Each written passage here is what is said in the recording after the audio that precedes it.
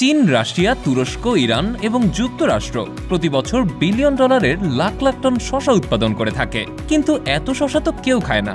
তাহলে এগুলো কি হয়? কোথায় যায় এই শসা? আসলে এসব শসা দিয়ে তৈরি হয় বিশ্বমানের আচার সহ আরও অনেক কিছু। আজকের ভিডিওতে আপনাদেরকে দেখাবো ইন্ডাস্ট্রিতে কিভাবে আপনার কল্পনার থেকেও কম সময়ে টনকে টন শসা উৎপাদন করা হয়, আর ইন্ডাস্ট্রির এত শসা যায় কোথায়। তবে আজ মূল ভিডিওতে যাওয়ার আগে চলুন ঘুরে আসি মায়াজাল থেকে। পবিত্র রমাদানে বাংলা ভাষায় 10 মিলিয়ন প্লাস তথা 1 কোটিরও বেশি সাবস্ক্রাইবারের চ্যানেল মায়াজালের অ্যাডমিন প্যানেল কয়েকজনকে হাতে কলমে 52টি মাস্টার ক্লাসে 100 ঘন্টারও বেশি সময় ধরে লাইভে শেখাবে proper content creation, complete AI integration, YouTubing এবং প্রিমিয়াম ভিডিও এডিটিং এর মাধ্যমে ফ্রিল্যান্সিং ক্যারিয়ার ডেভেলপমেন্ট। বিস্তারিত জানতে ঢু মেরে আসতে পারেন ডেসক্রিপশনে এবং প্রথম কমেন্টে থাকা লিঙ্কে। প্রথমেই শুরু হয় জমি প্রস্তুতির কাজ। শত শত একর জমি চাষের জন্য ব্যবহার করা হয় বিশাল আকারের ট্রাক্টর এবং আধুনিক টিলার মেশিন। এই মেশিনগুলো মাটি গভীরভাবে উল্টে পাল্টে নরম করে, আগাছা পরিষ্কার করে এবং জমিকে সমান করে ফসল রোপণের উপযোগী করে তোলে। জমি প্রস্তুত হওয়ার পর শুরু হয় বীজ বপনের কাজ, যা সম্পূর্ণ করা হয় অটোমেটেড সিড প্ল্যান্টার মেশিনের মাধ্যমে। এই মেশিনগুলো অত্যন্ত দ্রুত গতিতে নির্দিষ্ট দূরত্বে এবং গভীরতায় শসার বীজ রোপণ করে।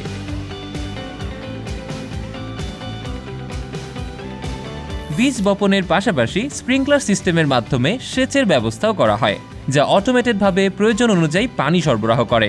বীজ থেকে চারা গজানোর পর গাছের যত্ন নেওয়ার জন্য ব্যবহৃত হয় আরও কিছু আধুনিক মেশিন।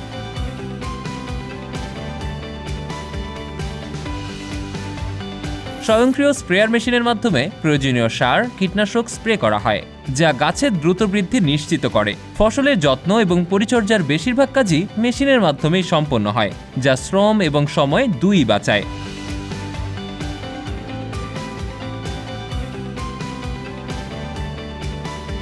শসা পরিপক্ক হলে ফসল তোলার সময় আসে। এখানে ব্যবহৃত হয় বিশেষ ধরনের শসা হারভেস্টিং মেশিন, যা ঘন্টায় টন টন শসা তুলতে সক্ষম। এই মেশিনগুলো গাছের গোড়া থেকে শসা সাবধানে কেটে ফেলে এবং কনভেয়ার বেল্টের সাহায্যে শসাগুলো বিশাল এক কন্টেইনারে জমা করে। পুরো প্রক্রিয়াটাই হয় খুবই দ্রুত এবং নির্ভুলভাবে।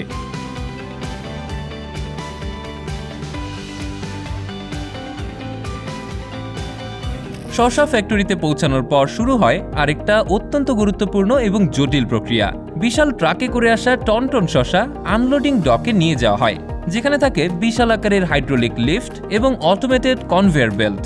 এই মেশিনের সাহায্যে ট্রাক থেকে খুব সহজেই শসা নামানো হয় এবং কোনো ধরনের শারীরিক পরিশ্রম ছাড়াই দ্রুততার সাথে কনভেয়ার বেল্টে পাঠানো হয়। শসা আনলোড করার পর শুরু হয় পরিষ্কারের কাজ। বিশাল অটোমেটেড ওয়াশিং মেশিনে প্রতিটা শসা ভালোভাবে ধুয়ে ফেলা হয়। এই মেশিনগুলোতে থাকে শক্তিশালী জেট স্প্রে, রোলিং ব্রাশ এবং ফোমিং সিস্টেম, যা মাটি, ধুলো, কীটনাশকের মতো ক্ষতিকারক পদার্থ দূর করে ফেলে। কনভেয়ার বেল্টের উপর দিয়ে শসাগুলো চলতে থাকে এবং একের পর এক ধাপ অতিক্রম করে পুরোপুরি পরিষ্কার হয়ে যায়। এই প্রক্রিয়ায় কোনো রকম হাতের স্পর্শ ছাড়াই শসাগুলো স্বাস্থ্যসম্মতভাবে ধুয়ে ফেলা হয়।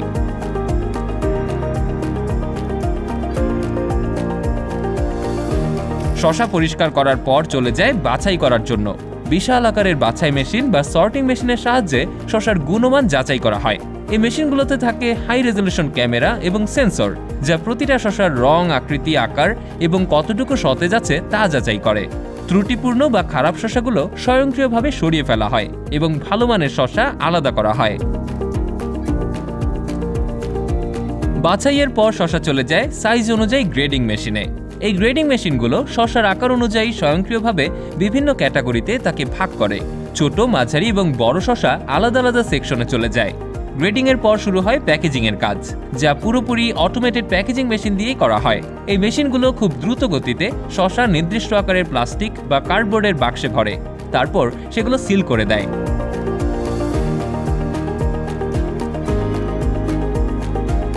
প্যাকেজের উপর প্রিন্টিং মেশিনের মাধ্যমে তারিখ, উৎপাদন তথ্য এবং ব্র্যান্ডের লোগো ছাপা হয়। শেষ ধাপে থাকে ডিস্ট্রিবিউশন প্রক্রিয়া। প্যাকেজ করা শসা বিশাল অটোমেটেড লোডিং বেল্টের মাধ্যমে দ্রুতই ট্রাকে তোলা হয়, যেগুলো সুপার শপ, পাইকারি বাজার এবং বিভিন্ন ডিস্ট্রিবিউশন সেন্টারে পাঠানো হয়। প্রতিটা ধাপেই আধুনিক মেশিনের ব্যবহার শুধু কাজের গতি বাড়ায় না, বরং পণ্যের গুণগত মানও বজায় রাখে। ফলে ফ্যাক্টরি থেকে সুপার শপ পর্যন্ত শসা পৌঁছানোর পুরো প্রক্রিয়াই হয় দ্রুত, স্বাস্থ্যকর এবং কার্যকর। শসা দিয়ে বাণিজ্যিকভাবে আচার তৈরির প্রক্রিয়া একটা বিশাল এবং জটিল ইন্ডাস্ট্রিয়াল প্রক্রিয়া, যেখানে প্রতিটা ধাপেই ব্যবহৃত হয় অত্যাধুনিক স্বয়ংক্রিয় মেশিন। এখানে প্রতিটা ধাপ নিখুঁতভাবে সম্পূর্ণ করা হয় যেন আচার হয় সুস্বাদু, স্বাস্থ্যকর এবং দীর্ঘস্থায়ী। তো এই প্রক্রিয়ার জন্য শসা ধোয়ার পর শুরু হয় বাছাই এবং গ্রেডিং প্রক্রিয়া। বিশাল সাইজিং মেশিনে প্রতিটা শসার আকার অনুযায়ী গ্রেড করা হয়। ছোট আকারের শসা সাধারণত আচার তৈরির জন্য বাছাই করা হয়, কারণ সেগুলো দ্রুত ফার্মেন্টেড হয় এবং খেতে বেশি সুস্বাদু। এরপর শসা কাটার জন্য পাঠানো হয় অটোমেটেড কাটিং মেশিনে। এই কাটিং মেশিনগুলো প্রতি মিনিটে হাজার হাজার শসা নিখুঁতভাবে কেটে ফেলতে পারে।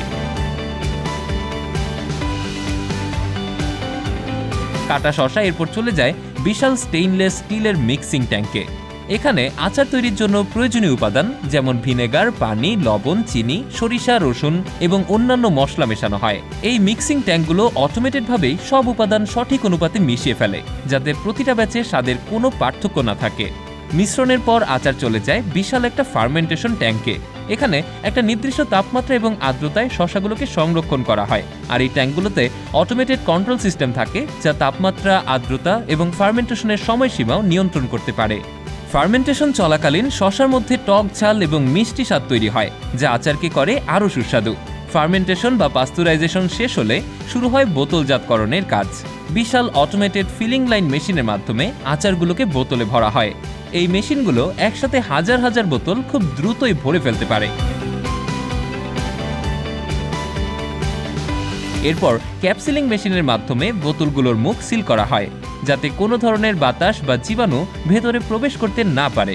বোতল সিল করার পর শুরু হয় লেবেলিং এবং প্যাকেজিং প্রক্রিয়া। অটোমেটেড লেবেলিং মেশিন প্রতিটা বোতলে সুন্দরভাবে ব্র্যান্ডের লোগো, উৎপাদন তারিখ, মেয়াদ এবং অন্যান্য তথ্য সম্বলিত লেবেল লাগিয়ে দেয়। এরপর বোতলগুলো প্যাকেজিং মেশিনে যায়, যেখানে এগুলো কার্টুন বা প্লাস্টিকের প্যাকেটে প্যাক করা হয়।